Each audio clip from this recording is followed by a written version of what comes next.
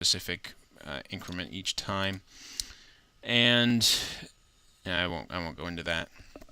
This is your name selection sets. For Battlefield 2, this is very important.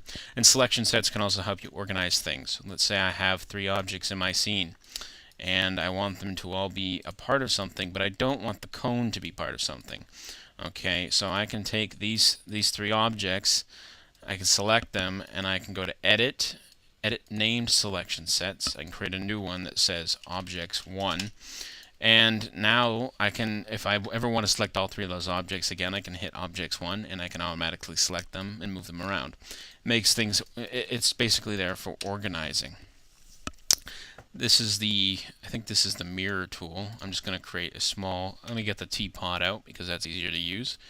If I do the mirror, you can see that it'll reverse its position depending on what sort of settings you give it here. You can actually use the mirror tool to copy the teapot and give it a mirror, instance it, and even reference it. The difference between copy and instance is that an instance is not a perfect copy in that it'll do anything that the object it was instanced from does in the scene. So the next thing that I'm going to go into more detail later with is the material manager, and I'm going to go into some heavy detail with this thing later on once I've refreshed my memory with it. And the render scene dialog. This is going to help you render your objects. It has all sorts of options, and I'll go over those in a later video. Over on the side here, you have probably the most useful part of 3ds Max. You're going to start out here with Create, the Create tab, and I'm in Primitives right now. There's a large number of different primitives that you can use. 3ds Max has expanded its library of primitives to quite a bit. So here we see we've got boxes and cones and cylinders and tubes and geospheres and all sorts of wonderful things. We have our splines, which I will explain what splines do in some other video when I get to it. Oops. But those create basically lines, and there's some pretty neat techniques that you can use to model with splines. We have lights, so if you ever want to put lights in your scene, so when you render it, it's got some light to it. There's cameras, and these things are going to come in handy when we're animating as well. I'll show you what cameras are used for. And these cameras are also what you would use to, say, do an intro movie if you ever got that far, if you wanted to animate something. Dummies, basically the picture of a tape measure is a good thing for the dummy runout because the dummies are there basically to provide reference and up to provide 3ds Max scenes, especially for Battlefield 2 export, with something that's not an object but is there. I mean, Battlefield 2 uses lots of dummies in points, and they're exporting. I won't go into the last 2 here because those are advanced things that I don't even know about. And later I'll be going into more depth as to the rest of these tabs here, but for now I think that's all you really need to know about. Down here I'm going to show you guys a little bit about the animation tools. So the way 3ds Max does animation is it moves the object along a series of points which the user defines. Now there's ways of doing this. The first way is to set the keys yourself one by one.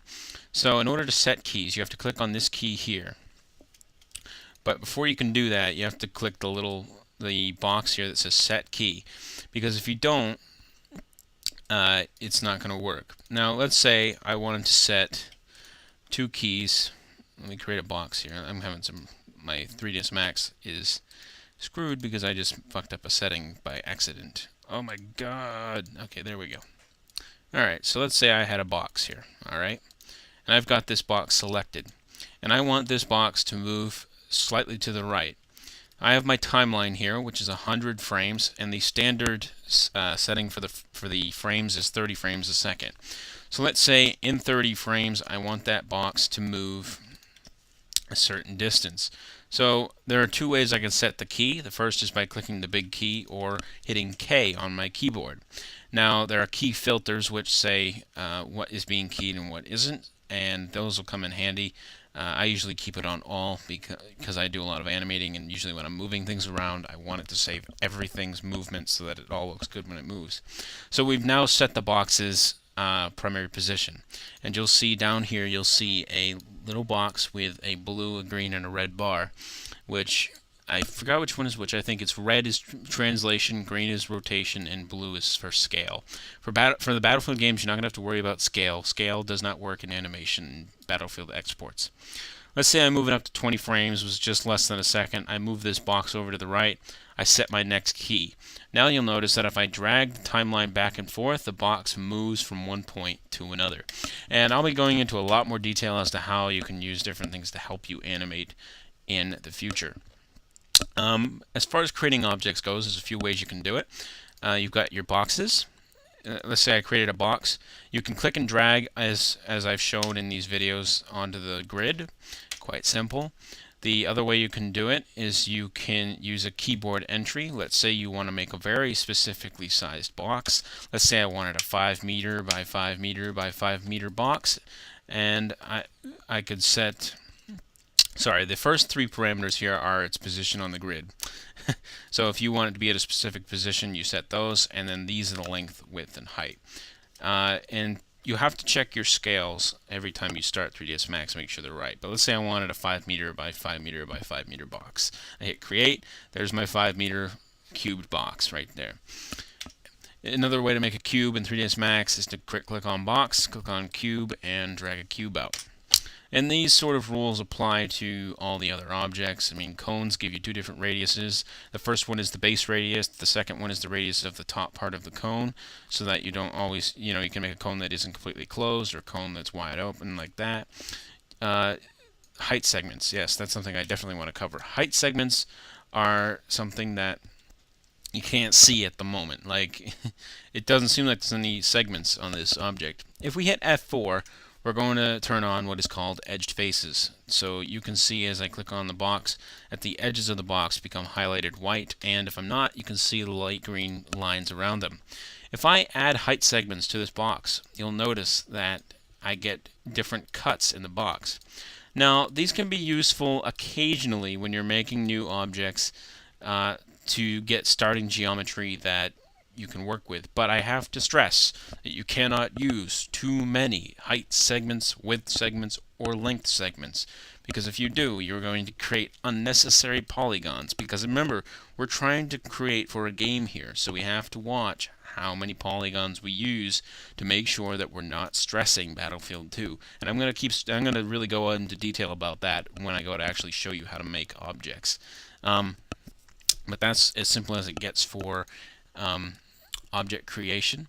And the last thing I want to show you is, well, I think I'll show that to you in a separate video. Probably won't be out for a few days, but hopefully this one covered pretty much most of the basics.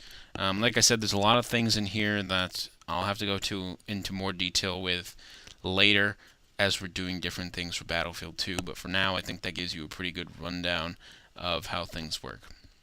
And actually, one last thing I want to show you is the AutoGrid tool. Very useful tool. What it does is it sets an automatic grid to whatever your crosshair here is pointing at. So let's say I wanted to create a box on the side of this box, but I didn't want to have to move things. I could just click on the side of the box, and I've now created a box on a grid plane that was created from that side. And you'll notice that the box is on the side of it. And that is very helpful when you have to place things very specifically. It doesn't work too well with spheres, though, unless you're very careful. So watch out how you use it. But that's about it for now, and I will be back hopefully in a couple of days with some more videos. The first one I'm going to do is explaining the editable poly rollout a little bit, the different tools in there, and hopefully that'll give you guys some input as to how to do a little bit of beginner 3D modeling.